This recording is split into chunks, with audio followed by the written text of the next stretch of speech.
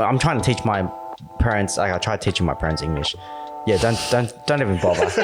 Don't even bother. It just doesn't work. I think I got angry at myself for how bad I was a teacher because I got angry at trying to teach her and I started raising my voice and I was like, oh crap, I'm raising my voice because I got that angry. But yeah.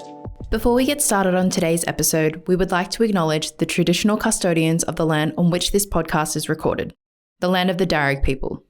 We would like to acknowledge and pay respects to our elders past and present and the next generation coming through. Now, onto today's episode. Welcome to the Level Asian podcast, solo episodes. This new series is a little different as we sit down together to discuss topics our listeners have requested, along with topics we've been burning to unpack. In this episode, we talk about our Asian parent relationships. We dive into conversations around migrant parent struggles, dealing with generational trauma, receiving quote unquote I love yous, aka cut up fruit, and the kinds of lessons we've learned from our parents. We hope you enjoy this episode. Cool. All right. Should we get into the sort of the topics that we want to cover? We asked our Instagram followers and also our listeners what kind of topics they would like to hear. And one of the standout ones was about parental relationships and how we navigate that. I don't even know where to start. Let me start. Okay. I'll get Davie to start. Yeah. So just hang on, guys. He's been waiting for a long time to talk about this. I want to talk about this because I don't have a solution. That's the problem. I actually want to talk. So this is like therapy for you? Yes, 100%. I got a really weird relationship with my parents. So if people don't know who I am, like I started an accounting business and I started the accounting business for my parents and for my family because we grew up really poor and we were riddled with like finance issues. Like, we had massive debt and my parents had a credit card debt. Like there was just a lot of things going on with my family and I didn't realize I was poor until I was like, 16. And my parents took me into a room and they said, hey, Davie, we're freaking poor. I can't afford anything. And so I decided that I need to set up a business and help my parents out. So I jumped into accounting and then accounting is the most safe job for me. So anyway, that's 1 minute of like my story. But the issue with that is that I had my older brother that I felt like was my mentor in my life. He guided me through, I did a lot of stupid stuff when I was young. I was depressed. I also hated my family. I was the spoiled one. I was the spoiled brat. The black sheep. You're the youngest. Yeah, youngest black sheep of the family. And I used to hang out with, bad people as well back in school because I felt like it was cool, but I also need to hang out with those people because if I didn't, then I would get bullied. But then my brother, was a goody two shoes and he actually just guided me in the right path in a very comforting way too. So he didn't tell me off. He sat me down and he included me into the family and he kind of shielded me through all the hardships that we went through. So I didn't really know about it until I was a bit older and I have so much respect for him. So that relationship of having respect for my parents kind of went to my older brother. So you're saying not necessarily to your parents directly, but your brother was in a way the parent. Yeah. And it's not because my parents are bad people and they weren't there for me. It's just that my parents were going through, my mom's sick. So we were going through a really tough time. My parents were looking after each other and they just couldn't work anymore. So the problem I'm having is I can't communicate with my parents as much anymore. Because the relationship I've had with my parents for the last half of my life it's the opposite where I'm looking after them. But why can't you communicate with them? Because they see you as a ATM, just cash, or how do you? What's the? No, maybe I see myself as the ATM. That's the problem. So where do you struggle with the communication? Where do I struggle?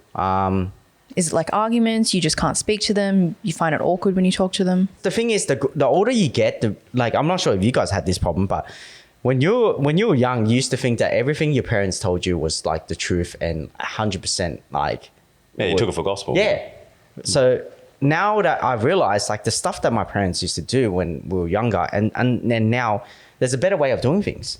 So I'm kind of becoming the parent, I feel like. And I'm guiding them and teaching them and making sure they looked after. But is that different to not being able to communicate with your parents though? Like what So I think maybe it's not a communication problem, but I think it is, because personally, I don't have that kind of a connection with them as much anymore. So it's like a connection of, I need to look after you guys. So, and I see it with my mum, like the whole family looks after my mum, right? Because, she's sick. So therefore it's more of a relationship and a communication of like, don't do this, don't do that, or do this, do that. So you don't have, I guess you don't sit down and have like conversations like friends type. Because I know some people like I think I've heard it a few times, and people go, you sort of get to this age, especially us in like sort of our early 30s or late 20s, and you sort of outgrow the parent-child relationship, and then you start to become more like just friends. Yes. Like you can talk about things candidly, but you're saying you can't talk.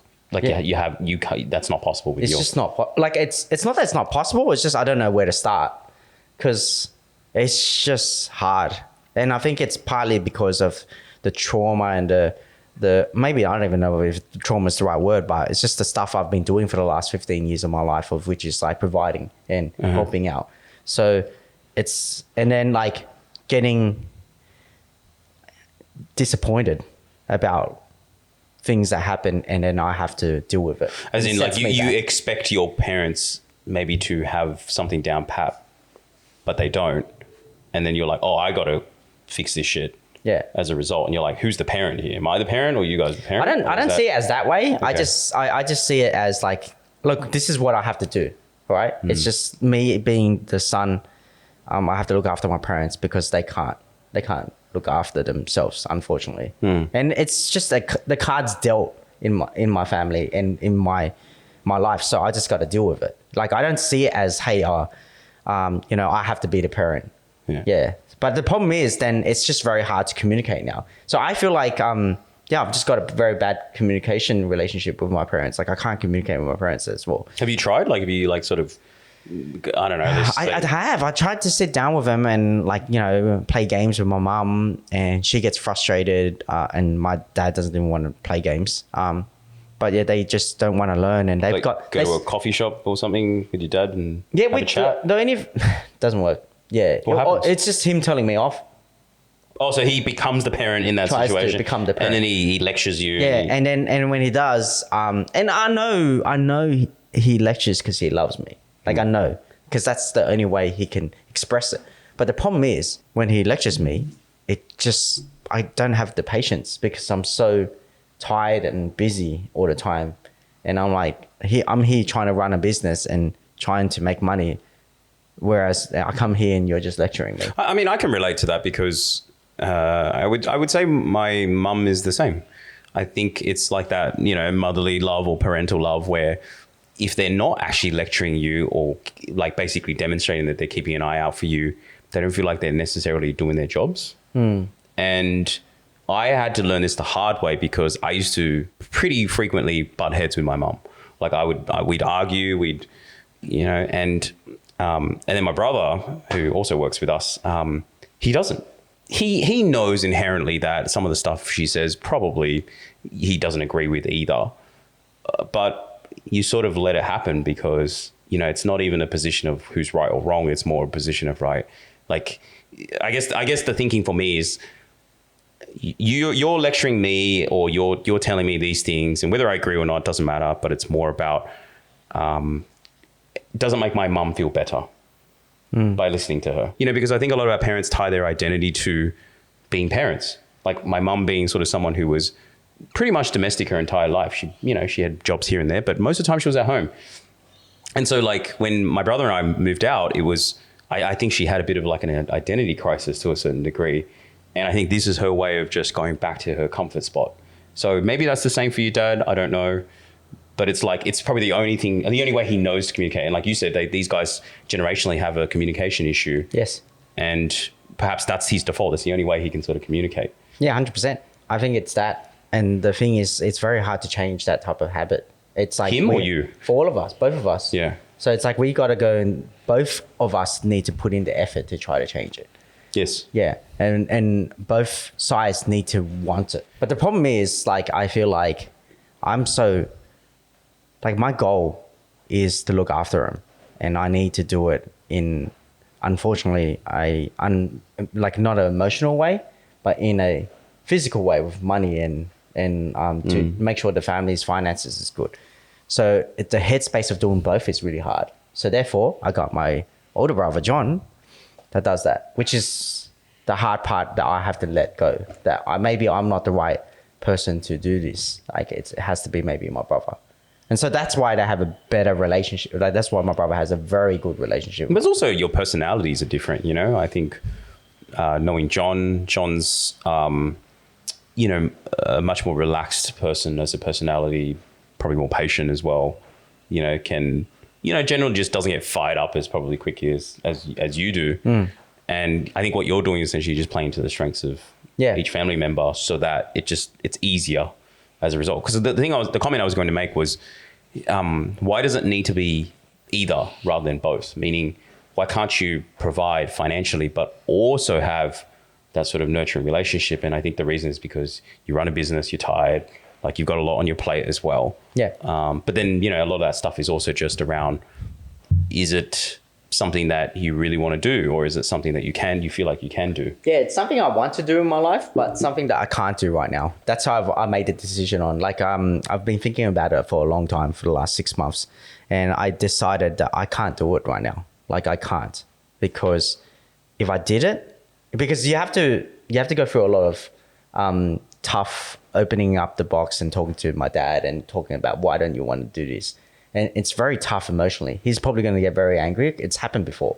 He will get angry, my parents, and then my mum will talk to me and go, why'd you say that to your dad? Like, you have to open up a lot of past experiences and trauma. It's like, Dad, you can't say this to me. Like, you know, I'm a grown man. You can't say this. Like, for us to work together, you have to open up those wounds. And my dad would obviously be very uncomfortable with it. And then he'll feel like I'm like, you know, being a bad child and a bad son. So, and I can't go through that.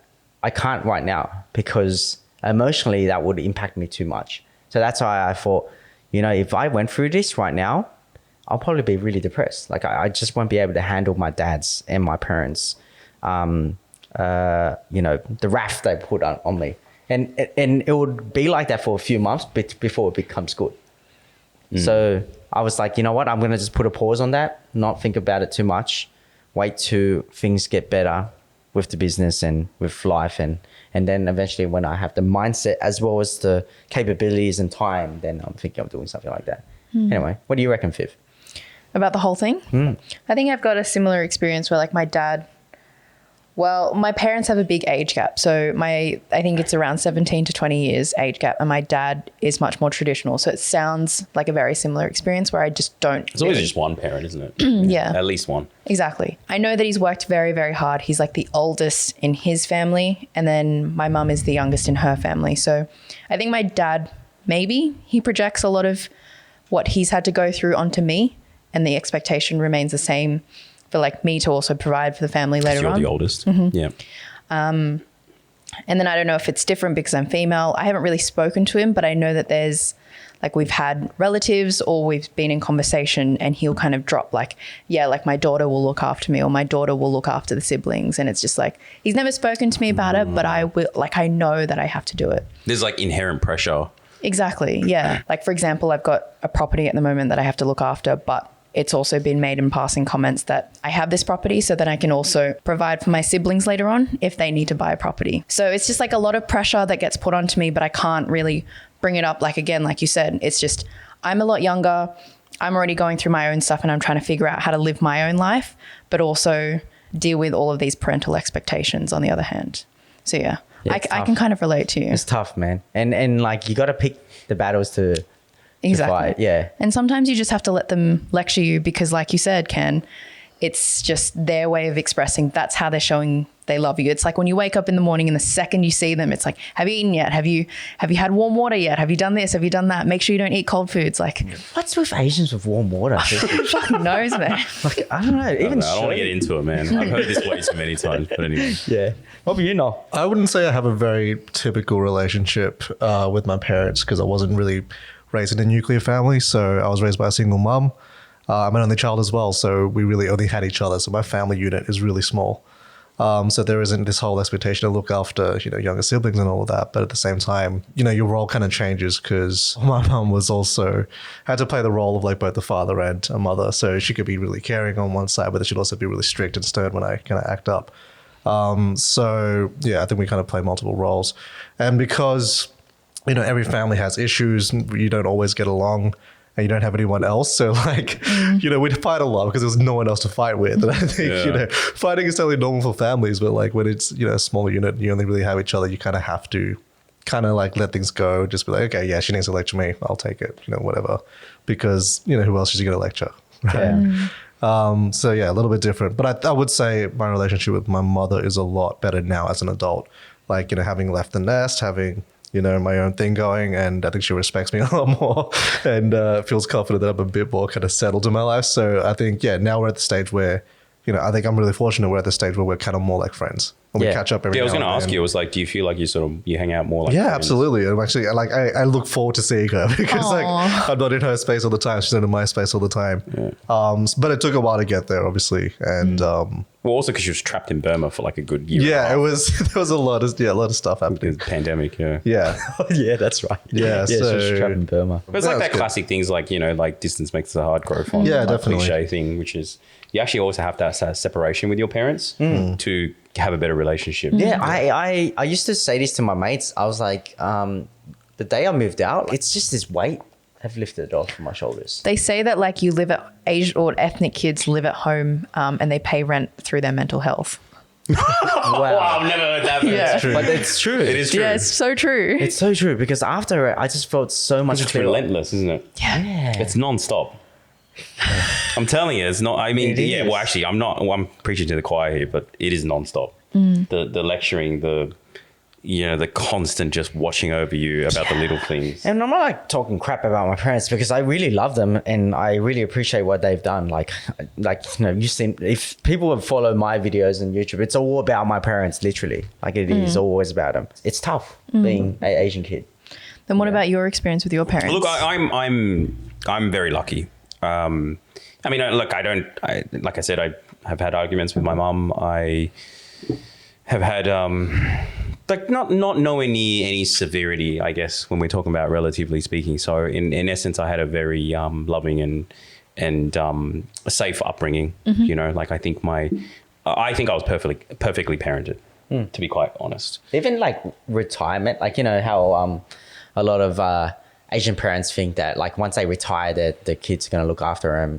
They're going to. See, I have never had that pressure from my parents, and I credit to my dad. And like a topic for another day, but I have, the dude's my idol. I model off of all the way I conduct myself based on my dad, and it's because he's very selfless. He thinks about ways that he doesn't become a burden to anyone else, including his kids. Wow. Right. So he's very different in that sense. And I think it's partly because number one, he was the oldest child in a 3-child family. He grew up extremely poor. We're talking like not even shoes, walk 15 kilometers to school every day, like that level of poverty, right? Back when China was going through some serious like poverty issues during the revolution. And I think then when you combine that with just general humility, and he was probably parented quite well, sort of knowing my grandparents as well, particularly my grandma. He then ensured that we were parented the right way. And he was just a very wise person, I guess, from start to finish. And so like my relationship with my dad is very much so like we're friends, and he's like, he's your stoic Asian dad. He probably doesn't talk as much as he needs to, but funnily enough, I was saying to Viv last week, he called me randomly on a Saturday morning and go, hey, what are you doing? Which I've never heard him say that. And then he wanted to go watch the Women's Basketball World Cup to watch China play. And I was like, all right, well, and it was funny because that afternoon, like I'm a massive like Sydney Swans fan, AFL Grand Final. And I was like, nah, I'm going with my dad. Yeah, that's right. nice. Yeah. So like my relationship with my dad's good in the sense that we don't talk deeply that often, but when we do, there's a lot of mutual respect. And he talks to me like a human being, not like a child. My mum, probably a bit like your dad, just constantly just nagging, lecturing, like just telling me about all my bad habits, all that sort of stuff. And I know she comes from a place of love. And we used to argue a lot, but now I'm like, I'm a punching bag. I just take it. I just take it. And it's my way of showing my love. Instead of arguing with her, making her feel like shit, she can't sleep at night because we had an argument. Like, it's like no one wins. It's like a war. It's like everyone loses, How do you take it? How? So I used to not be able to take it. I used to be like you. It's be like, no. Like, you can't talk to me like this. I'm a grown adult. And I think over time, it was just like, I was like, number one of us has to drop our ego. And I was like, well, I accepted the fact that she probably won't. So I will. And where is the harm in me dropping my ego? There's no negative effect. So I accepted the fact that if it makes her feel good, I'll do it. But I will sometimes still bring up things that she shouldn't say, partly because if there's long-term consequences of it or that way of thinking that could cause harm of any way, if she believes something, then I will pick it up. But often it comes from a very sort of mutual, like, it's not a shouting contest. It's like hey, you shouldn't have said that. Like, it's a very sort of adult conversation. Now, whether she listens to me or at that stage, I don't know. But I think, I know my mum well enough now. I think it's like I'm intrinsically sort of know my mum for a long period of, well, actually I've known my mum for a very long time, not longer than most people, that, she's not someone, I think if I read her as a personality, it's like, she's not someone who you can just say something and she'll go, okay, maybe you're right, and then digest it. You almost have to say it, and then she'll get offended and take it really personally. But then days later, she'll think about it for ages and then come around and then go, oh, okay, like, yeah, you're right. Or like something like that. She may not necessarily admit it, but you can see by actions she changes. Yeah. So I just chip away at how I sort of work with my mum from a relationship standpoint. It's not perfect, but it's better than what it was before in terms of like just constant shouting contests and arguing. How good does it feel when you get that apology fruit? I don't get the apology. The fruit. I get it through actions. Yeah. Which is oftentimes, something that she was very strongly against.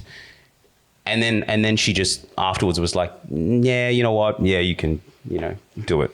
Like that, when you're saying that, it just reminded me of the time where like I was driving my dad somewhere and then he just like, he was telling me off for something. And I was like, Dad, can you stop telling me off? Please, like, stop. Like I don't see you that much and you're just telling me off again.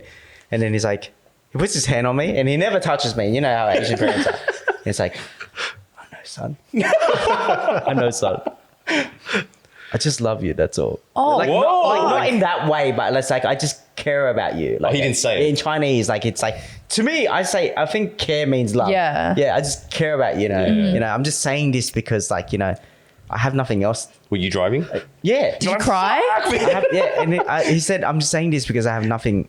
Like I don't know like what else I could say. Like this is where the conversation always goes. Yeah, this is what. That's all he knows. Have your parents ever told you that they loved you? Not in that way, but like they My said mum it. has. I care about you, like and I'm thinking about you, which to me means I love you.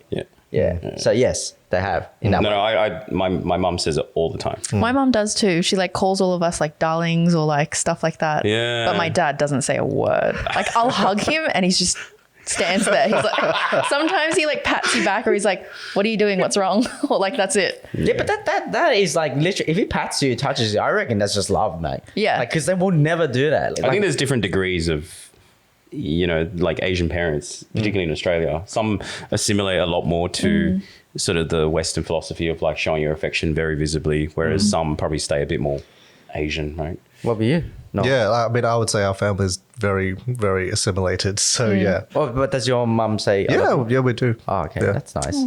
That's so nice. Yeah. One day. One day. But One it's, day. like I think we, like it was a sort of like what Lee said, on the Dropbox episode. She says like Asian love is all to do with reading signals. Like there's nothing it's always clues. It's always a trail of hints. It's an Easter egg hunt to figure out what they're trying to say to you. Although I would say my parents are quite black and white with the whole thing, but certainly I think your parents, you have to take the hints, and take it the right way. Otherwise it can be misconstrued as. Yeah, I think I'm probably the bad egg in the relationship right now. So, and I just need to fix myself. And I just think I need a bit of time. Yeah. Yeah. So I'll get there. Well, I think for me, talking to my dad about it, it was like, I also realized, I was like, the only thing you can change, you have full control over is yourself.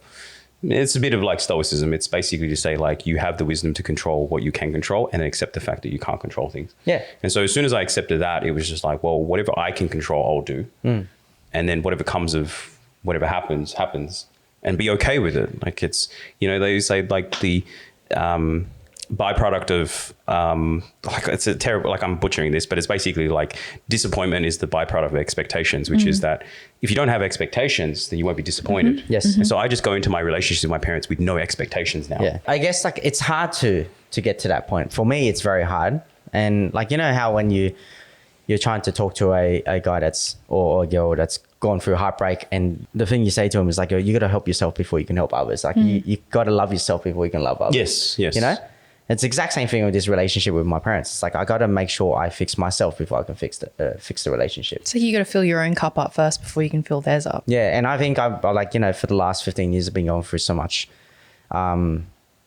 guilt as well as, and turned the guilt and manifested the guilt into, all right, I got to do this for my parents. And now I've done all this stuff for my parents. I feel like now, I feel like I'm burnt out. Hearing you talk, there's a lot of strong beliefs, strong isms about how things should be done. Like the word should is very strong. And I think that creates probably a lot of like inflexibility in the way you think, right? Like this is just my take. I could be wrong. But as soon as I realized, it doesn't have to be this way, or it shouldn't have to be this way, I was like, it's okay for things to be this way. And I think like breaking down these beliefs will actually make it easier for you. Because when you sort of hear you say, you're like, and like even talking to Selena, who sort of is very wise, Selena Kulkarni, she sort of talks about wealth and parental relationships. And that is that, why do you feel like you should do this? Like get to the root of what it is. And I think the problem with a lot of Asians in general is that we've all been somewhat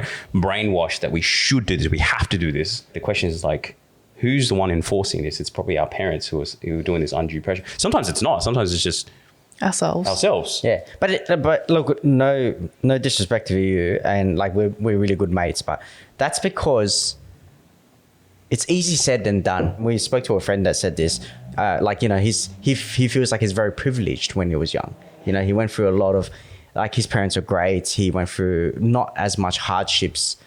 There were hardships. He talked about hardships about his life, but with family and parenthood, with his parents, they treated him well.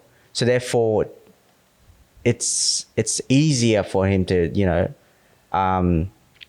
like basically break down the barriers or walls that he has with his parents. I think what you're talking about is like trauma. Yeah. Which is that you probably grew up with, well, not grew up, but you experienced a lot of trauma in relation to your relationship with your parents and your role in the family. And therefore, a lot of your decision making is based off of that trauma and probably a more emotional side of things. Yeah. As opposed to the logical side. Yes. Yeah. And so it's harder to understand that there are both sides, because for me, it's just like, it's now or never. I have to make this work. I have to, and I just got to put my effort. Don't care about Davie's feelings. Don't care about my future. It's all about the family. Like I have to, because it's make or break, or we're never going to get out of this hole. So we just have to put away all that baggage. And that's the problem. That's the thing I'm trying to uncover. And I feel like a lot of friends and families that I talk to have this issue and they just hide it. And for me, it's just like, I'm happy to talk about it, but I don't have a solution. This might sound a little deep, but it's like, why does there have to be a solution? I want a better relationship with my parents. But it's like you're searching for, like Ken's saying, like you're searching for a solution, but you don't know what it is. So where are you going to look? There is a solution and I know what it is, but that solution requires me to fix myself. Like, as in like, I need to be ready for the heartache that I need to go through. Which is what you said before. Yeah. And I'm slowly doing it. I'm not sure if you guys noticed, but like I'm taking out all these memories of photo albums. You could see when you come to my office, you'll see all these photo albums of my mum and dad. It's because I'm working internally to try to bring back all those memories that I have forgotten that made me the way I am. Like, and it brings back all this pain, but also these memories that are also good things too, that go, this is what we used to do as when we were young, and this is the relationship we had. And so I'm trying to open that up. So I'm trying to. So I'm not like yeah, if you get what I mean. You're working on it. Yeah, I'm working on it. Yeah. But it's going to take a lot of time. I feel like it's not something that I can just go and go balls deep right into it and then just go, you know what? Like, I'm going to talk to you now. Dad, Mum, we're going to sit here. We're going to talk. We're going to have a conversation for the next hour, next day, 24 hours. We're not going to go to sleep until we can do this. It's like you have to heal child Davie first before you can go into an adult again. Yeah. This episode is produced and brought to you by Social Wave. Social Wave is a strategic content marketing agency helping businesses grow revenue using video, podcasts, and SEO. Head on over to socialwave.com.au to find out more. Now back to the show. I think a lot of second gen or even first gen kids from migrant parents have a lot of built up trauma, I guess. And it's like a lot of us are doing the work when you're older because now you know you have the resources, you have the communication skills, you have the life experience to actually realize that this is not what you want and not the baggage you want to carry into life. And now everyone is having to do all the work. And I think there is a huge movement as well with the second generation or kids of migrant parents where you're holding on to this guilt of your parents moving here, setting you up with a better life, them expecting things from you, but you can't live up to those expectations and you can't live your life the way that you want to live. 100%, yeah. Yeah. You know, and talking to Iris, my partner, and on the phone call just before this, because I wanted to make sure that she was okay with me sharing this stuff, but we talk very openly, her and I, because she grapples with that exact issue. And like with her mum recently passing away, there was that sort of, you know, her mum was unwell for 2.5 years. Like since we came back from the pandemic, it was like watching a slow car crash play out across 2.5 years, right? And what she grappled with wasn't necessarily the impending, you know, time that the time would come for her mum, but it was the obligation of being an only child, caretaking for above, and then having the pressure of then having children underneath and not have siblings, and being in technically a foreign country, even though she's been here for like, you know, 10, 12 years, right? Like the pressure is ridiculous. And I didn't get it. Like I didn't get it because, you know, I came from a family that didn't put that pressure on me. And I have my brother, so there's two of us as well. So you can spread the responsibility. And she was like, look, you like, particularly with Chinese, right? Like, I mean, all Asians, but like just using Chinese because she's Chinese as an example, she said, there is an expectation that she is the one, not anyone else, to look after her mum, right? And it's like, and I was like, because I'm so westernized, I'm like, no, that's cool. I was like, you know, we'll all look after her. And she's like, no. It's not okay for you to look after her. It has to be me, right? And because it will make her feel worse that you're looking. It'll make her feel worse, yes. But also the perception of her not doing enough in the eyes of parents or people around them. That's the problem. It goes back to the problem of face value with Asian culture, which is you have to be looking the part and doing the part. Otherwise you bring shame, you know, to the family and that sort of stuff. And then when you sort of compound that on top of the fact that, and again, we talk about this, is that she didn't, we candidly spoke about it. It was like, she doesn't want kids. Well, she didn't want kids before. She's pregnant now. And I accepted the fact that she wants kids, and she really sort of, and I was like trying to rack my brain going, why?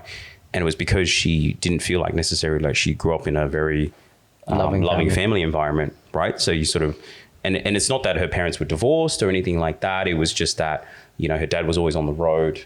So she really grew up sort of around her mum only.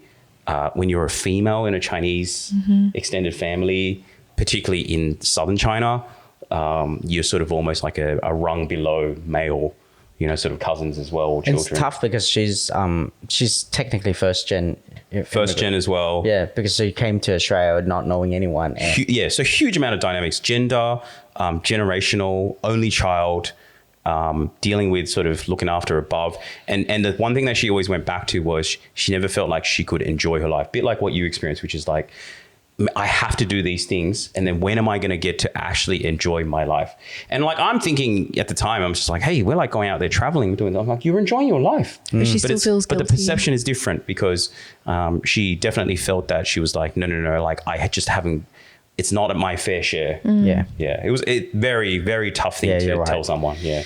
You're 100% right. I think that I go through that problem where I just like, when it comes to family, it's like, it's it's positive but negative, but I see the negative and you can see it as like I do talk about it as it's a positive thing as well, because it's done a lot of things for me that I don't even motivational for you, right? Motivational for me. And I've achieved a lot from it. But yeah, you're 100% right, where we think it's bad. Like we think so negative towards it. And all the expectations, but why can't we just live our life anyway? Like we feel like we haven't lived our life at all because we had all these expectations that we had to meet, and this is not what we want. But really, we're living it right now, and we're enjoying every moment of it. I went dinner with you, and we had a lot of laughs yesterday, and that's living my life. Like, I look. I mean, and it could be just because, again, just growing up in a family that was very safe. I was always and talking to that friend that we were talking about. He and I think very similar. We're glass half full kind of guys. We are very optimistic people. And Iris has said this to me. She's like, you are ridiculous. When shit goes bad, you somehow find the one optimistic thing. Like when we had our stuff stolen in Barcelona, I'm like, at least we're alive. Like it was like a lot of that sort of thinking, right? It's like you're high on drugs. It's like, you know, everything's like, what is wrong with you? It's high on life. High on life. But I think it was a coping mechanism as well, where I would, you know, like growing up, you know, like still run into hardships, bullying and that sort of stuff. Things that affected your self-esteem, and my one coping mechanism was really just to always find the positives. And so that's just been a habitual thing. And so then, you know, when you run into hardships like these sort of things, I just look at it from a glass half full perspective. That's just the way I'm wired and programmed, and maybe the way I'm brought up as well. So I'm always thinking negative, like it's not positive. It's like, oh, at least I'm alive, right? Yeah. Or I'm just like, oh, at least I can experience this. So then I could, so I can go through this hardship. So therefore, you know, when something bad happens later on down the track, it's easier on me. So I'd like, let's go throw all the hardships at me. So I'm like thinking exposure negative. therapy. It's like, just give it to me, right? Like, I'm thinking negatively. Like I'm thinking, like I've been through bad things. I've been through worse things, but it should be, I don't look at the positive light. Like, oh, you know what? Like we lived a great, like it was about like, you know, death. It was about death and family. And I was like, at least I could have talked about the good memories we had. But instead I was like, look, death is something I have to go through. Like it's just part of everyone has to go through it. Yeah. But that's how I thought about it. That's my coping mechanism, which isn't probably the best mechanism. I thought it was good, but when you think about it, you should be more positive about it. No, but I would argue, you know, knowing each other for such a long time, you are generally, I think you're positive of all aspects except for your relationship with your parents. Family, right? Yeah, when it comes to family. And I don't know about Viv, but, you know, like we always joke when shit goes wrong, we laugh it off. Like it surprises me, like how serious some of the things that happen. We're just like, oh well, you know, like. Oh, but us too. Yeah, like when we talk about things, right? It's true. There was an Asian psychologist or a therapist, I think, and she was saying that the way that we are brought up and the way that we experience trauma gives us these certain glasses that we go about in life. So for example, you have this view that your parents don't love you, but that's because they did something or there was a miscommunication when you were younger and you've just held on to that. And then that's just how you view life from there on out. So it's like so crucial how parents raise you and what kind of outlook they give you. Like for example, you said was it your mom or something or your dad? You can't control the things, so why try and control it? Yeah. It's like the same thing with my mom. She's like very, very positive. She's like just walking calm. And like, that's because she like meditates every day, every morning. But she always says there's no point getting annoyed about something or stressed about something if you can't control it. You just have to go through it. And then that's when you can figure it out. Or like if there's a problem coming and you know you're going to get annoyed about it or stressed about it, it's like, just deal with it when you get there. Like if you can't hold on to it and you can't do anything about it, just leave it. Well, it's like that. What's that saying? It's like stressing about or being angry at someone is like drinking poison and then drinking poison yourself and expecting that to kill someone. Like essentially the stress that you bring onto yourself in these types of situations literally does no benefit whatsoever. And yet I think people have a hard time grasping that. And it sounds like you put a lot of pressure on yourself rather than, and it's almost like from my perspective, it sounds like you've redirected it that your parents have put this pressure on you, but in actual fact, you've put all this pressure and expectation on yourself, and then you've come back to your parents almost like, how come you've done this to me?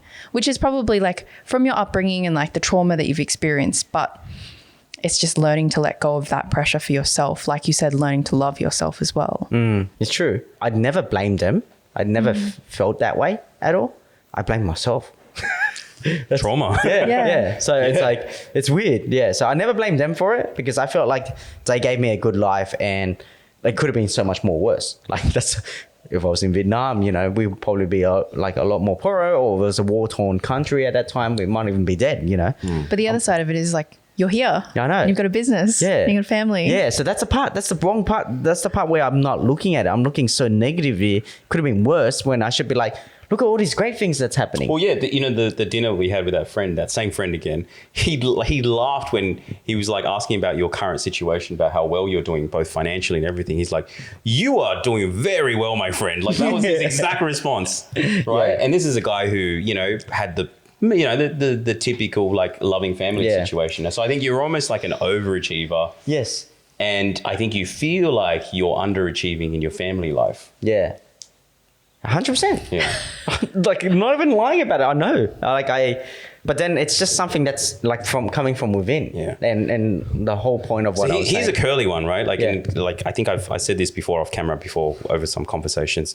I was, talking to Alex Solo from Smritler. We had a chat about this, and it was like, I asked him, I said, do you ever think about the fact that when things are not going well, or, life gets in the way, yeah, you get worked up, but then all of a sudden you catch yourself and you're like, on a macro universal scale, and not to make this all woo-woo and like spiritual, but it's like, we're all just dust.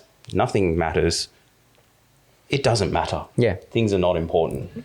And that's like a very easy release valve to turn on when things go badly, because it almost gives me permission to go, you know what? It's not going to matter in 100 years' time. There's a book that, I don't know if you read books or if you prefer listening to the He audio. definitely doesn't read books. Okay. Yeah, I don't really. But there is See, a that's book. why I can't speak for crap sometimes, It's written by a psychologist as well, but he talks about, I can't remember what it's called, but I'll try and find it because it's sitting on my desk at home. But he talks about shifting your mindset. And he's done this study where, this is a little bit morbid, but in the US, there was a college shooting. It was a huge one. And they were trying to figure out how to get the students to overcome that and the trauma around that. And it was just, they did a study where half of the students, I think they were coached on changing their mindset and how they spoke to themselves. And they came out of it dealing with it a lot better and taking it through life a lot better. Then the other ones were seeing everything through the negative side. And that's just how they cope through things. And they just couldn't deal with the aftermath of everything. And then the same psychologist talked about his own experiences and how he finally changed his mindset, and he was just able to get through life without this overwhelming pressure and looming cloud over him all the time. I don't know. It might be a good book for you to read. What the ones who were seeing it, as in, was the point of the book to explain that some people wired differently, or there was actually like a technique? Wired differently, but also a technique of how to go about it. It's been a while since I've read it, but I've gotten like 90% through it because the rest of it is just like the references and whatnot. Yeah. But it was interesting to see all of these different examples and scenarios of this person or other people going through life and when they shift their mindset. Like, for example, there was a lady, she was running on a treadmill one day. She was very athletic, professor. Then one day she just couldn't feel anything in her legs and she just became paralyzed. But the way that she went through the mindset of it, because she had to go through rehab, therapy, the first half of it, she was very negative and she just couldn't recover. And then the rest of it, she had to change her mindset. And I think she got coached on it. And the way that she had her outlook just completely changed her quality of life. And she was able to recover, go through rehab, and then she became like a motivational speaker. Wow. And it's just like little things, the way that you speak to yourself, the way that you conduct yourself. It's like mindset. Yeah, exactly. It's Yeah. just a mindset change. Yeah, maybe it's, you guys are 100% right. Maybe I just think I'm bad son, like. That's I'm going back But to that's the mindset as well. Yeah, this goes back to these very strong I am, I should, these very strong absolute black and white, this or that, when there's like a lot of gray in between. So my and not to the extent, I've never been through the extent that you've been through because of that sort of level of trauma, but certainly I think, I've talking about Iris's mum passing away and things like this. It's like, I could easily be thinking like Iris when she dealt with the news initially as well. And I think we actually saw things in two completely different lenses. And, I think we're all saying the same thing, which is like everything is internalized in terms of how we process, how we should do things. But then just hearing it from someone else about how they approached or how they did things or what they did, or, I think a lot of us just, we don't know. We just believe things to be true until we're told it's not. Yeah. And I think that's the problem. I put myself into like some of my friends, the issues they go through, and they still live at home, right? Still live at home. And it's like, it's always every day there's a new thing they have to deal with their parents. And that part is so hard. I feel very bad for them because it's like one moment they're doing so well in their career and they making good money, they got a good salary, they're getting promoted. And then out of nowhere, the next day it's like, hey, I need $5,000, you know, I need to fix the roof, or I crashed my car. It's so tough. Like when you have parents who maybe are not like, they don't have their shit together essentially, you know, whether it's financially, mentally, whatever. It's fucking hard. Yeah. You know? Especially when you're still trying to find your feet as well. It's not like you're established, and like I feel for, you know, I can't even understand. Like I can't even relate. And I'm like working. And then my friend calls me up and is like, hey man, can we talk? And it's like, he just tells me stories about like he's been working so bloody hard in his career and he's doing really well for himself. And then out of nowhere, it's just his mum calls him and he's like, hey, I need you to help me lodge my tax return. And then he's like, he doesn't know how to lodge a tax return. So he calls me up and he's explaining to me and I'm helping him out. And I just feel really bad. And then there's another, like, because I have a lot of clients, right? So clients complain to me as well. So I have another client, his dad is telling me off constantly because his dad is telling you off? Because he can't communicate with me. And I was like, hey, like, I got to let you know, you can't talk to me like that because, like, you know, I just won't do your work. What the fuck? And then okay. I was like, look, like, do you want me to do your work or not? Like, I understand, like, why you're going through this and why you're very angry. Because, like he thinks tax returns, the way to lodge a tax return, like, 10 years ago is the same way they lodge it now. It's completely different now. Like, I need to send him an email. He needs to sign it electronically, and he can't do it. Doesn't know how to. Yeah, so he was peed off about that. So anyway, he got really, really angry, and then I told him to come over and sign it, and he said, I lost my license. But anyway, sorry about that. And then his kid calls me up, and he's like, I'm so sorry. Like, you know, my dad, he's just got a problem, and he just gets so frustrated, and then he just gets so angry and yells at everyone. And I was like, look, dude, man, seriously? Don't worry. He actually reminds me of my dad. So I actually feel for you. And, like, you know, over the weekend, talk to him, figure it out. He's still going to be my client. He's going to probably get over it. Next week, he's going to pretend as if nothing happened. And the dad calls me up next week. He's like, okay, so what's next? And before that, he was full swearing at me and telling me off. Yeah, right. And then the next week, he calls me up. It's fine. So it's just like, you know, I feel sorry for the guys that had to keep going through it every single day. They haven't moved out of their house. They see it every single day. They talk to their parents every single day, and they're still going through that trauma constantly every day. And it's hard to work on yourself. Here's a positive spin on it, because I'm very positive. Yeah.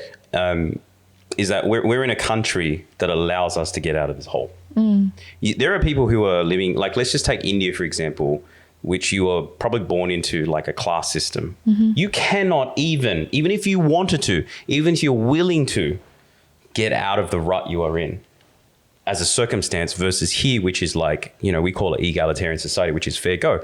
You just get a fair shot. If you work hard, you put your head down, right? You do your hours and you don't complain, and you do whatever it takes, and you still can't get out of the hole. That's a different story. But then the question I have to ask, and like, I'm pretty brutal with this sort of stuff. I'm like, have you actually put in enough effort to get yourself out of that hole? 100%. I agree. Because I think Davie's very... I'm a living statement. Davie's very... Yeah, Davie's I'm living proof of that. But he's also very, like, you know, like, I say this to you all the time. I'm like, you have a soft spot for a lot of people like this. Yeah. Right? And I do, but I just show it not in a soft... I'm pretty brutal. Because... Like, you both have different experiences growing up. 100%, and, like, but also... been there. I you know, as... Never, like, up until this commercial property, this property I bought, I've never borrowed a cent from my parents. I've always earned the money. Yeah. Right? You have. You've always earned the money. I've always earned the money. You never got given money at all. You always had to work, and you probably provided for all your roommates back in the day. That's a different story for another time. But, you know, like, it's this thing where it's like, yes, I mean, my parents never asked me for money. But at the same time, I'm like, I never got handed money either, right? Like, I had to earn everything. My point here is that you have to put in the hard yards, yeah. And like, and you know, not that everyone is like this, but if you find yourself, like, some people feel like they want to have their cake and eat it too. They want a good paying job. They want a good lifestyle. They want to be able to splurge on the weekends and then have an issue with the fact that your parents need money from you. Yeah. I'm like, no, like something has to compromise here, right? And you have to sacrifice. And I think people don't want to sacrifice necessarily their lifestyle, because I'm telling you, you go to Asia, it is way fucking harder over there than it is over here. Yeah. That's my perspective. And like, that's off the back of me traveling, you know, like, and I can go down a whole rabbit hole about like the shit that I saw traveling in China for like 10, 12 years. Yeah. 12 years ago in China, that is what you see, some severe fucking poverty. Yeah. I was like, we have It's no rough. circumstances to complain here about what it is. But You you have can- 2 hands, 2 feet, Yeah. 2 legs, you can fucking work. You can fail in school and still make it to university. Like there's one exam in China that if you don't make it, you don't make it into university, and that's it. You're That's a farmer for the rest of your life. Exactly. Yeah, you're norming for the rest of your life. Yeah. You know? Wow. Yeah. It is circumstantially, I think we lack perspective here. Asian Australians, second generation, many of us lack perspective. Yeah, and you know what? And you're 100% right, because the second generation sometimes like they look at people like, you know, some guy. I hear this from friends as well, and they won't ever understand what I've been through, you know. And then they have this like, even though there's these people that have successfully got through it, Yeah. or you know, they're doing really well for themselves. These people will then just go, well, they've never been through what I've been through, you know. My hardships are a lot more worse. And it's such a negative way to think about There's it, pissing right? contest about Yeah. like, Yeah. how sad is my story? It's like, Yeah. do something about it. Yeah, and it's like, can't you just admire that that person got out of the hole that they've been through? Like, you know, everyone goes through the crap in life, whether it's small or huge, whether it's just a small breakup. But that small breakup with their first love could just basically nearly get them to a point of like, you know, suicidal thoughts. Like it impacts them so significantly. So sometimes like I have friends talking about other friends and go like, oh man, it's not a big deal what they're going through. I've been through it before and it's all good. And I was like, but you've been through it, and you've been through a lot of things, and you have your brother, you have your family, you have like, you know, circumstances are different. Yeah. but this person here might have no parents. So this whole circumstance is different. And on top of that, maybe they had it all. They're completely rich. They had $1 million in their bank account, and then they lost it all. That feeling of having $1 million and then losing it all is such a big impact in your life that could really make you feel very suicidal. Whereas someone that didn't have money in their bank account and lost it all, it's not a big deal. So I just lost it. Who cares? So it's like you can't judge. And I feel like the people that are going through a very tough time in their life, they always judge. They're constantly judging. So they're like, oh, well, so they always think they're the worst person. Like Victim mentality. Yeah, like what you said, it's a pissing contest. Like they always think that they've had it worse. Yeah. So therefore, no one would ever understand me. Yeah. Which is Like, I mean, if we're talking about pissing contests, it's like literally, you know, even like experiencing since the COVID started, you know, we talked about what Iris and I dealt with, you know, with her mum. You know, like parents' health haven't been great either. Like, so that's a constant worry. Everyone's going through the same problem. You know, starting up Straight out, yeah. starting up a business, like everyone goes through the same headaches, and I'm not one to complain. Just get it on with it. You Yeah. know? And so it goes back to the whole mindset perspective: glass half empty, glass half full. Are you an optimist? Are you a stoic? It's all mindset. It's all how do you perceive things. And I think, you know, at least the way I see it is that, like, yeah, we are all going through our own struggles. You just don't see it on a face value level because everyone hangs out together and we small chat and we're all smiling and stuff like that. We're all dealing with our own shit. Yeah. Yeah. And like, yes, it's important to empathize with everyone. And I empathize with, you know, everyone that we talked about, like, you know, like in terms of like our situations as well. But at the end of the day, like, you have to get to a certain point where it becomes impractical anymore to just feel sorry for yourself.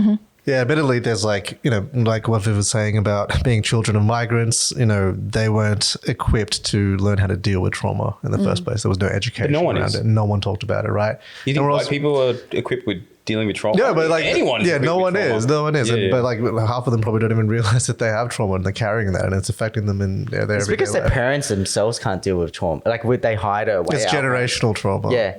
Our parents like sweep it under. It's like what rug. Bin Jang says is that, sorry, I'm doing a lot of quotes in this episode, but he was something like Carl Jung's quote around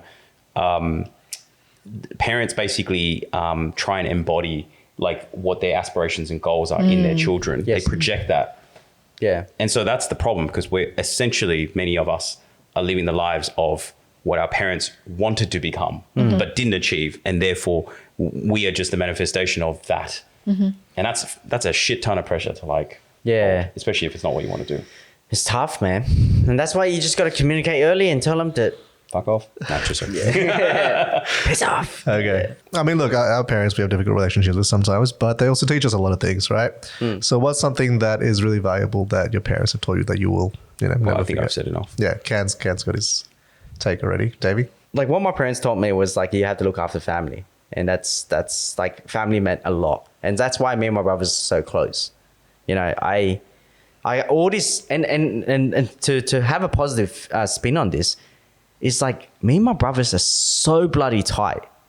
We're like I would yell at my brother, and then he'll be like, "I'm so sorry." Like I know, like he'll apologize, and then I'm like, you know what? I'm so sorry. like we'll have a fight, And then when do you hand him a samurai sword? And then he goes, oh. no, like it's so weird. We'll have a massive fight, and I'm like about to, like I feel like I'm gonna punch the guy in the face. And after it, when he says I'm so sorry, like I know you're feeling that way, and I'm like, oh, you know what? Like I feel so sorry, and I feel bad that like I'm putting him through this.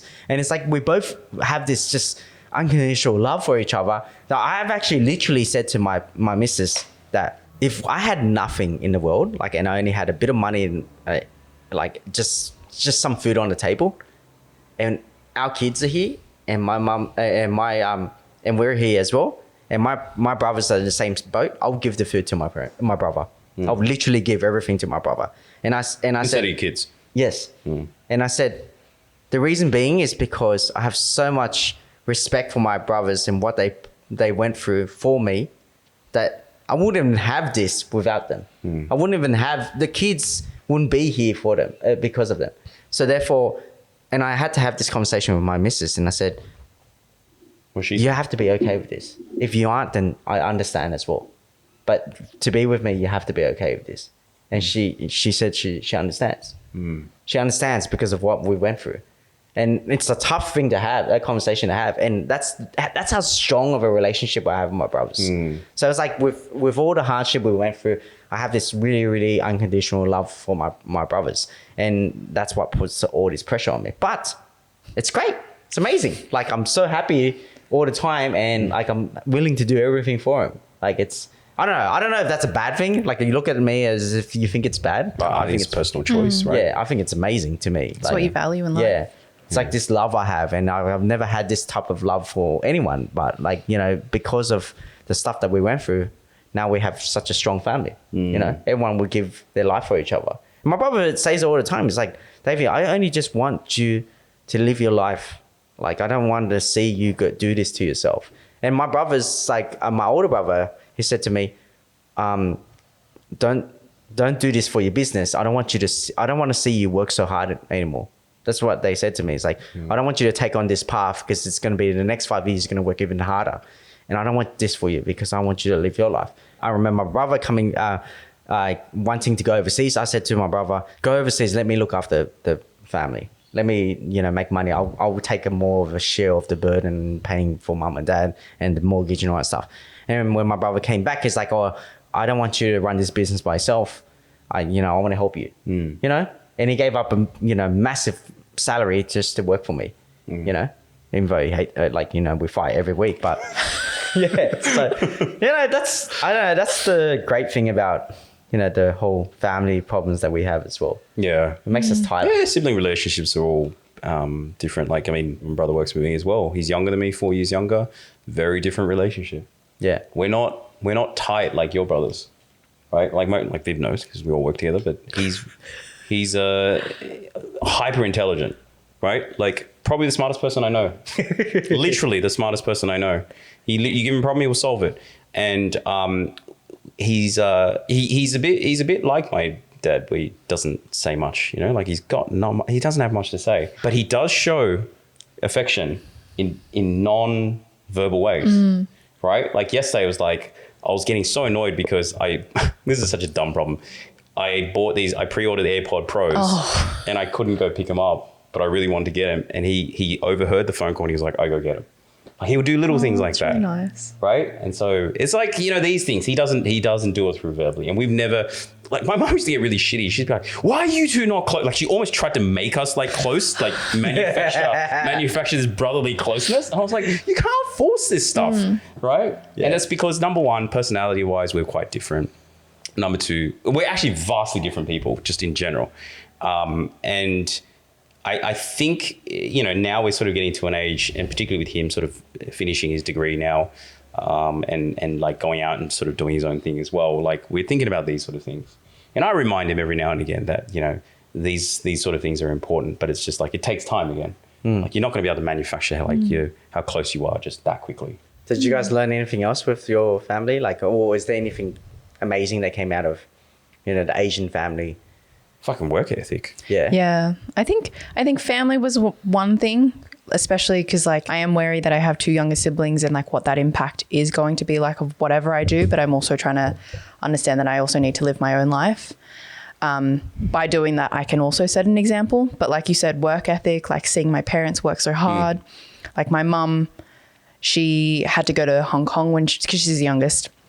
All of her siblings had already moved out, and she was still living with my parents, her parents. So she had to migrate to Hong Kong, and then she came to Australia by herself, and she just didn't really have a support network at all. And then she had to build from the ground up. Same with my dad, like oldest child, he had to work his way up through China. I think our dads have a similar age and experience in China.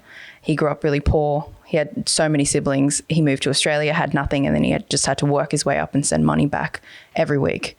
He didn't know where that money was going, but he just had to send it back no matter what to support them and make sure everyone was alive, essentially. Yeah, I think work ethic and like positive mindset, especially.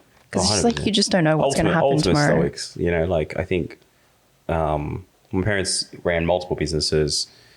Yeah, I used to watch them work. Yeah, seven days a week. They had 1 day off a month. Work 7 a.m. to 7 p.m. running a supermarket for 8 years straight. And like that just, you could see, like, I think there was that period, and this was when I was like, around about like 13 right through to like graduating school. And I kid you not, I watched my parents age so much in that 8 years. Wow. Yeah. Like I saw my parents actually get old. Yeah.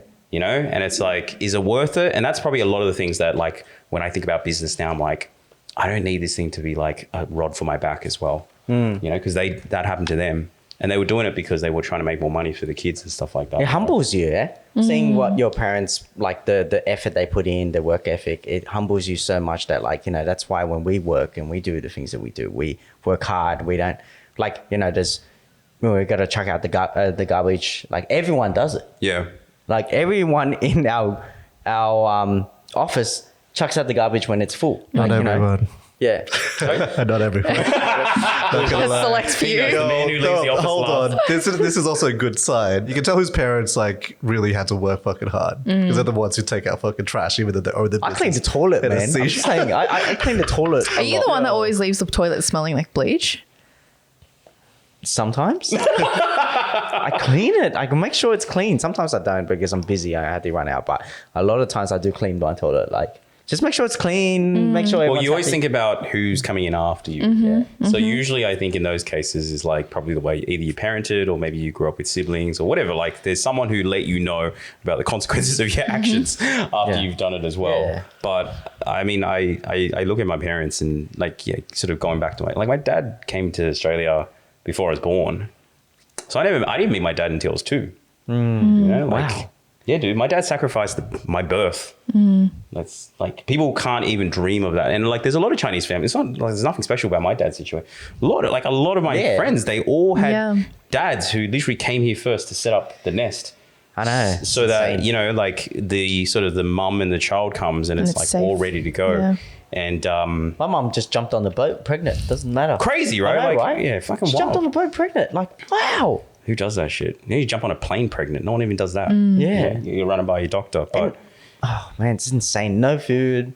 Like there's barely any food. Yeah. Nothing. With pregnant as well as like squashed in the boat, and there's pirates as well waiting for yeah. It's insane, man, what our parents have It's done. crazy. And, certainly like my dad didn't jump on a boat, he jumped on a plane. But I think, it was something like he came here with the equivalent of like $200 in his pocket, lived in a share house in Newtown with 16 other migrants. Wait, my dad also did that. I think it was a thing. Wait, were your dad's 'cause roommates in our Utah? Can you imagine? No, our parents are from the same province, like Yeah. they're Hokkien, right? Yeah. So I think it was a very Hokkien, Cantonese, like Canton thing. There was the first influx of migrants, sort of Newtown around and that time, Redfern. which was the late 1980s, early 1990s. And and he was just like, he juggled 2 jobs, worked in a Chinese restaurant, to the point where he was like coughing up his lungs because he worked in the deep fryers station for too many years. Yeah. Right. And so by the time we got there, he managed to get a nicer property for us to live in. And just like hand me down, like I played with toys that were picked up from the streets. Yeah. I didn't have any I used to new love toys. those things. My Well- parents would just come back from come from back from work and they'll bring home this toy. It's And- like they picked it up. Yeah. Yeah. I loved it. Yeah. It's still, my brother still does it. Because you don't judge it as a kid. Yeah, as a Yeah. kid, you just like, you don't go, oh, that's a hand me down, or that's a, it's a toy, right? Like, so you are okay with it. And like just the amount of just how frugal they were. Like my parents were like probably same level as your parents in terms of how frugal they were. Yeah, 100%. Like, I used to get told off for like having any grain of rice left in my bowl. You watch how I Yep. eat now. I leave nothing left. Yeah. My parents would go to Yum Chai and order the most cheapest thing that will fill you up, like rice It's the and most noodles. substantial thing, right? First, make you eat that first, and then we can eat the other stuff. This is something Very that this is tactical. something that I struggle with because, I'm the same, like frugal mentality. Single parent. It's hard growing up, but I feel like it's hard to grow out of that state Yeah. of mind, even as an adult. Like we're all comfortable, we're all doing okay, but like that hoarder mentality, that thing of like, I'm gonna go for the cheapest thing on the menu. So Just see, to- Iris has been very helpful with that. So I used to be extremely, I wouldn't say like frugal, like as in like I probably was I was a pretty big spender, but I think things like eating leftovers. She'd be like, don't eat leftovers. It's actually bad for you. It is not a good idea to eat leftovers. I always eat leftovers. Yeah, I know, because that's an Asian thing. You Yeah. eat leftovers, right? And then she would say like, no, because like if you eat like particular green vegetables, if you leave it till the next day, they emit ammonia. There's a whole bunch of like negative effects of eating leftover vegetables. You should not be eating leftover vegetables. Yeah, damn it. Right? The whole fridge is just full of like leftovers. I totally agree with Noel, what Noel was saying, because Noel was saying like, It's hard to buck the get rid of the habit, right? right? Obviously, like where I run a business, I make money right now. I can't bloody spend money. Like I can't, I can spend on experiences and on others. you can't spend it without feeling guilty. Yeah, because that I guilt can't has been spend on ingrained. myself. Like I literally feel so terrible. And then when people would say, "Hey, nice, whatever, nice clothes or nice watch," oh yeah, I've been thinking about it for 6 months. Like, It's like you have to give a I really wanted to reasoning. buy it, and like I tell them the whole story and trying to like make myself feel good. And they're like, "All right, man, I was just saying nice clothing. Like, you don't have to tell me the whole reason why you wanted to buy it."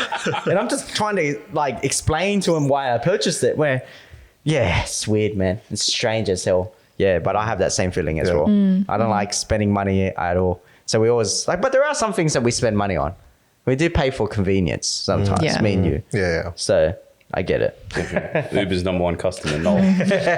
Uber Eats, yeah. Next sponsor. Next sponsor. Yeah, so like probably similar, your dad and my dad, where I remember, and this is probably like a similar story to yours. I remember you telling a story. It's just like, they'd go to McDonald's and they'd buy like a Big Mac meal and they'd give it to me to eat.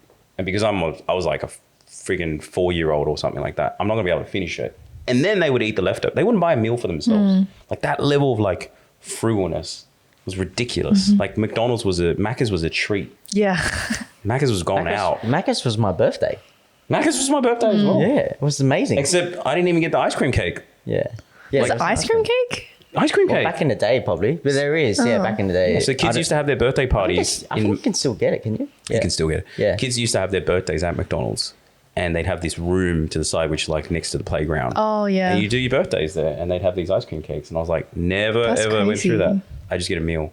And that was good. That was really good. Like, I was really happy with it.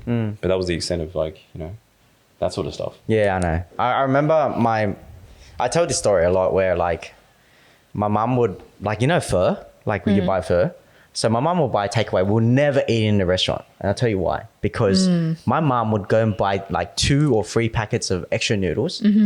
And then she would make more noodles, but she wouldn't like, obviously Reuse the soup. to reuse the soup. Yeah, wow. She would reuse our soup. That's why we always eat pho and Macca's. That's pretty much what we eat, my parents, because it's like it brings back so many memories of the stuff we used to do, my parents. So, you know, like, and that's why I work my ass off for them. But like, it's like, wow, man.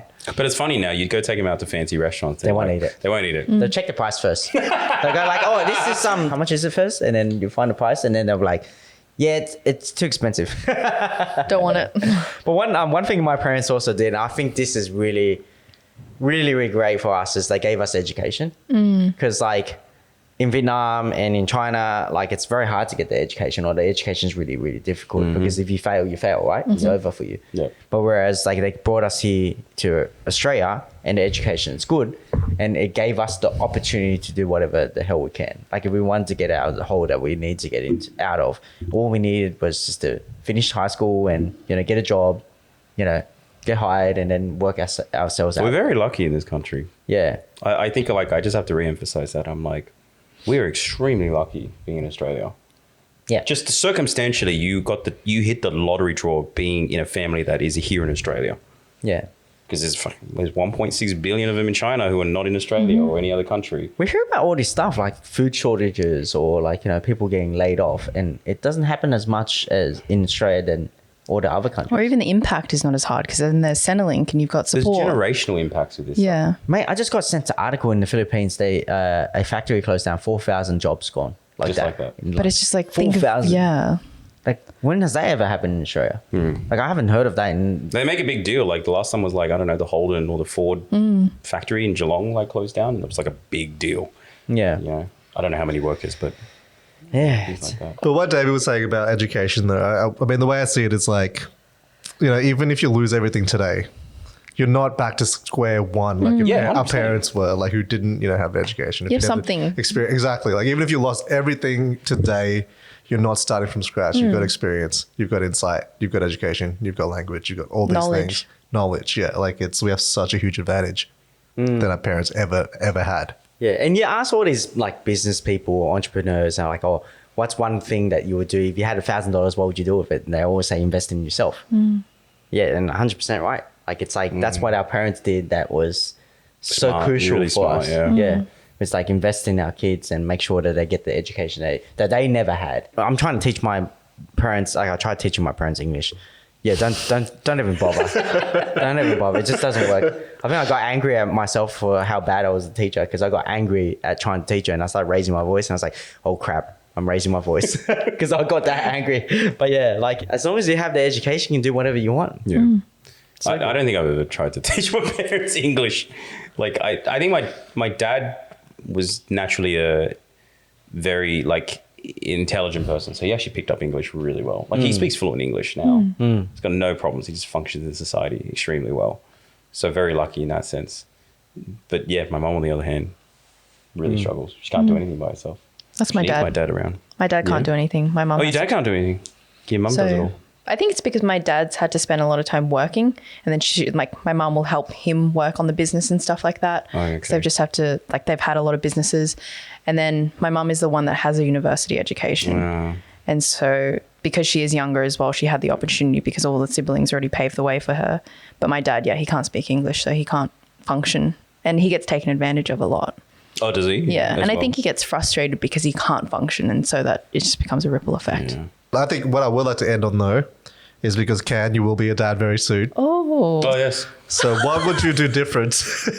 Or what would you? Fuck, a lot. No, okay. Hey, I think there's a lot of difference. What would you do that was the same thing that your parents like raised you? Like What would I do the same with the way my parents? Yeah, obviously there's a lot you would do different, but what's something that your parents? Well, did that you I've told think this you're thing like- before. I literally said, I remember being a kid and friends all had gaming consoles and stuff. I wanted a PlayStation, and I said to my mum, I said, I want a PlayStation. I worked up the courage because I was so scared of it when I was a kid. I was like, I want a PlayStation console. And she was like, go buy one. Right? And so when my kid comes out, my kid goes, I want to buy, I don't know, Nintendo Xbox Switch. or your Nintendo Switch. And you're like, go buy one. I think this is a big thing. It's like you have to teach your kids about earning things, right? Like we talk about the whole, like, I don't know, next generation being entitled and that sort of stuff. I don't necessarily agree, but I think it's the way you're sort of brought up around, I think with social media and like everyone's saying, you can be this and you can do that and that sort of stuff. I think you have to earn it. I think we grew up having to earn it. So I want my kid to earn everything that they do, not be given it. So would you leave anything to him? No. You wouldn't leave? Or at least this is what I'm thinking now. I don't think I would. But that goes back to the whole thing, me saying like, in the grand scheme of things, nothing matters. Yeah. Right? I'm drawing from like, even like anyone who watches Gary Vee, he sort of talks about how like he feels bad for trust fund babies because he's like, these guys or these girls will never ever earn the respect of their peers because they always get told, oh, mum and dad paid for everything. That's even worse than growing up poor, I feel like. Right? So I don't think I'd leave anything for my kids, although I don't think that far. But at the same time, I think, who knows? I don't want to. I've already had this conversation with my partner and I said, I don't want to leave anything. So what's your thinking behind it? Me, it's just because I grew up having nothing and had to build it myself. And it created such a great relationship with my brothers and my family and made me the way I am. Yeah. So I feel like I learned a lot through the hardship that we went through. So therefore, if I go and take that away, I feel like I'm for my kids and give robbing them of that opportunity. The journey of getting to wherever they want to be. Well, that goes back to earning, right? Like you have to raise them. Nothing is for free in life. I think that's the other thing. I'm like, you don't get the right to have anything. You shouldn't expect anything whatsoever either. Yeah. And I think that's what makes Asians quite humble because our parents had to earn everything. We had to earn everything. I don't know about this next generation, actually. I'm not sure. Just to wrap this up, obviously, this is a different format.